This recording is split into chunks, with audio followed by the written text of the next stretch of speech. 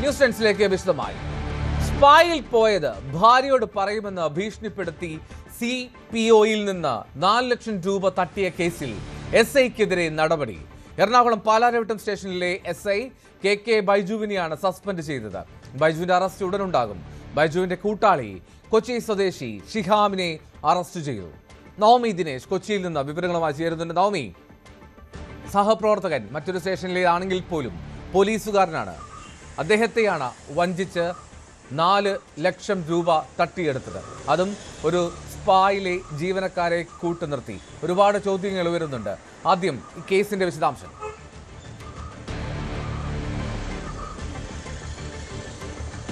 എന്തായാലും പോലീസ് സേനയ്ക്ക് തന്നെ വലിയ നാണക്കേടായ ഒരു സംഭവം തന്നെയാണ് പാലാരിവട്ടം SI ബൈജുവിന്റെ ഭാഗത്തു നിന്നും ഉണ്ടായത്. എന്തായാലും പോലീസ് നടപടി എന്നോണം, വകുപ്പ് തല നടപടി എന്നോണം ഇപ്പോൾ സസ്പെൻഡ് ചെയ്തിരിക്കുകയാണ്. സെൻട്രൽ ACP കമ്മീഷണർക്ക് നൽകിയ റിപ്പോർട്ടിന്റെ അടിസ്ഥാനത്തിലാണ് കമ്മീഷണർ ഈ SI ബൈജുവിനെ സസ്പെൻഡ് ചെയ്യാൻ ഉത്തരവിട്ടിരിക്കുന്നത്. അതിന്റെ സാഹചര്യത്തിൽ ബൈജുവിനെ സസ്പെൻഡ് ചെയ്തിരിക്കുന്നു എന്നതാണ് ഏറ്റവും ഒടുവിലായി ലഭിക്കുന്ന വിവരം. അതോടൊപ്പം തന്നെ ബൈജു ഒളിവിലാണ്. ബൈജുവിന്റെ അറസ്റ്റിലേക്ക് കടക്കാൻ തന്നെയാണ് പാലാരിവട്ടം പോലീസ് തീരുമാനിച്ചിരിക്കുന്നത്. കാരണം അത്രയേറെ നാണക്കേടുണ്ടാക്കുന്ന സംഭവം തന്നെയാണ്.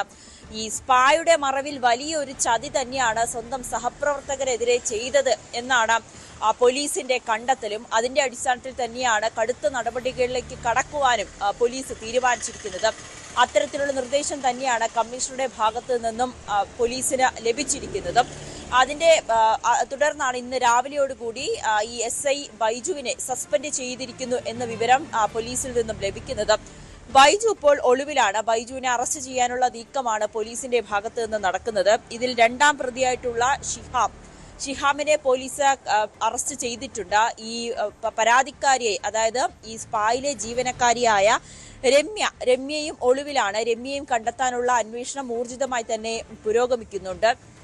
നമ്മൾ ഇന്നലെ തന്നെ ഈ വാർത്ത അറിഞ്ഞതാണ്. അതായത് CPO ഒരു സ്പായിൽ പോകുന്നു.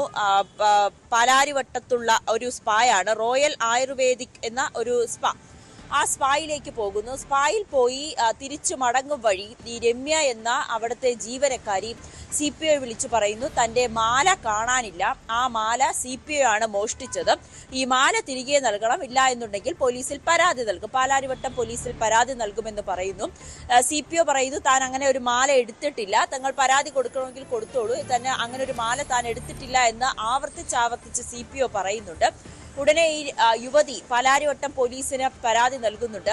SI ബൈജു ഈ വിഷയത്തിൽ ഇടപെടുകയും CPOയെ വിളിച്ച ഭാര്യയോട് ഇക്കാര്യം പറയും, ആ മാല കൊടുക്കണം, അല്ലെന്നുണ്ടെങ്കിൽ പകരം പണമായിട്ടെങ്കിലും ആ യുവതിക്ക് തിരികെ നൽകൂ, കുടുംബം അറിഞ്ഞാൽ വലിയ നാണക്കേടാണ്, ഭാര്യ അറിഞ്ഞാൽ നാണക്കേടാണെന്ന് പറഞ്ഞ് ഭീഷണിപ്പെടുത്തുന്നു.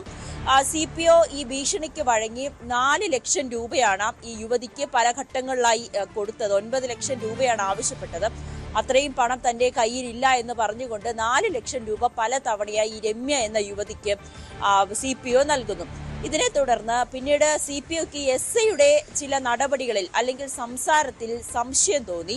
CPO തൻ്റെതായിട്ടുള്ള വഴിയിൽ ഒരു അന്വേഷണം നടത്തിയപ്പോഴാണ് ഇവർ കുടുക്കുകയായിരുന്നു, ഇതൊരു തരത്തിലുള്ള ഒരു ഹണി ട്രാപ്പാണെന്ന് CPOയ്ക്ക് മനസ്സിലാകുകയും ഇതിനെ തുടർന്ന് പാലാരിവട്ടം പോലീസിന് തന്നെ CPO പരാതി നൽകുകയും ചെയ്തത്.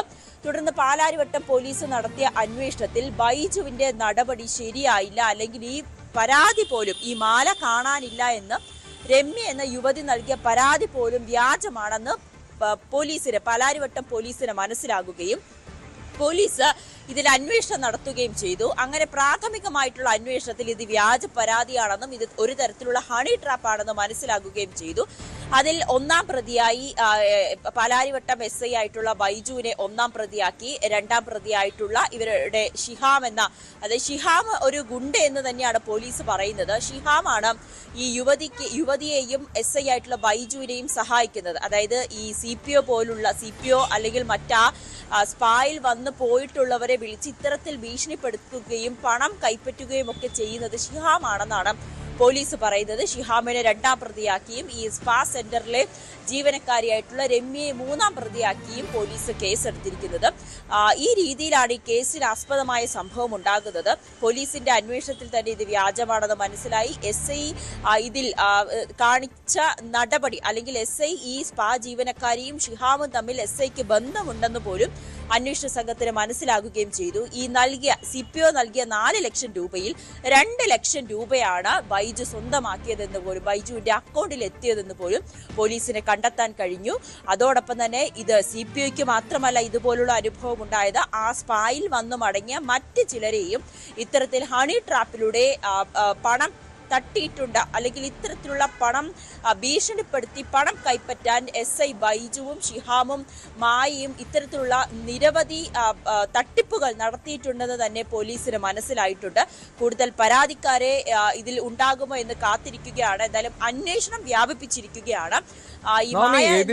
എത്ര പേർ ഇങ്ങനെ പരാതിയുമായി രംഗത്തേക്ക് എത്താൻ സാധ്യതയുണ്ടെന്നത് സംശയകരമാണ്. കാരണം പലപ്പോഴും ഈ സ്പാ ബിസിനസ് അല്ലെങ്കിൽ സ്പായിൽ പോകുന്നത് കേരളത്തിൽ അത് നിയമവിധേയമാണ്. പക്ഷേ അതിനുമപ്പുറത്തേക്ക് എന്തൊക്കെയോ ചില മാനങ്ങളിൽ അത് മറച്ചുവെക്കാൻ ശ്രമിക്കുന്നവരാണ് ഭൂരിഭാഗം. ഇപ്പോൾ CPI ഭീഷണിപ്പെടുത്തുന്നതും അത്തരത്തിലാണല്ലോ.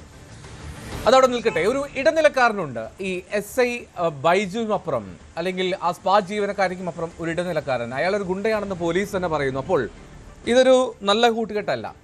നേരത്തെ ഈ സ്പാകളുടെ മറവിൽ അനാശാസ്യ പ്രവർത്തനങ്ങൾ നടക്കുന്നു എന്നുള്ളത് വ്യക്തമാക്കിക്കൊണ്ട് കൊച്ചി സിറ്റി പോലീസ് കമ്മീഷണർ തന്നെ അന്ന് പുട്ട വിമലാദിത്യ തന്നെ ഒരു വാർത്താ സമ്മേളനത്തിൽ പറഞ്ഞതാണ്, 2 പോലീസുകാർക്ക് ഈ സ്പാ നടത്തിപ്പുമായി ഡയറക്റ്റ് ബന്ധമുണ്ട്, നേരിട്ട് ബന്ധമുണ്ട്, അവരെ സസ്പെൻഡ് ചെയ്തതാണെന്ന്. അപ്പോൾ അങ്ങനെയാണെങ്കിൽ ഈ പോലീസിന് ഇത്തരത്തിലുള്ള അവിശുദ്ധ ബന്ധങ്ങൾ അത് ഒരു സ്പാ ബിസിനസ് എന്നുള്ളതല്ല, അതിനുമപ്പുറത്തേക്ക് അനാശാസ്യ കേന്ദ്രങ്ങളുമായി പോലും ബന്ധമുണ്ട് എന്നുള്ള തരത്തിലേക്ക് ഒരുപാട് ചർച്ചകളുണ്ടായ സംഭവമാണ്. അതിന് പിന്നാലെയാണ് ഇപ്പോൾ പാലാരിവട്ടത്തെ ഈ SI ബൈജുവിൻ്റെ ഈ ബ്ലാക്ക് മെയിലിംഗ് അല്ലെങ്കിൽ ഹണി ട്രാപ്പ് എന്ന് നിസ്സംശയം പറയാൻ കഴിയുന്ന തരത്തിലുള്ള സംഭവം. അതിൽ നോക്കൂ, നവമി തന്നെ പറഞ്ഞു 4 ലക്ഷം രൂപയിൽ 2 ലക്ഷം രൂപ ഇയാളുടെ അക്കൗണ്ടിലേക്ക് എത്തി എന്നുള്ളത്. അപ്പോൾ എത്രമാത്രം പേർ ഇത്തരത്തിൽ കബളിപ്പിക്കപ്പെട്ടിട്ടുണ്ടാകും എന്നുള്ളത് നിസ്സംശയം പറയാം. കൊച്ചിയിലെ പോലീസിലെ കള്ളനാണയങ്ങൾ അത് പുറത്തു വരേണ്ട സമയമായില്ലേ?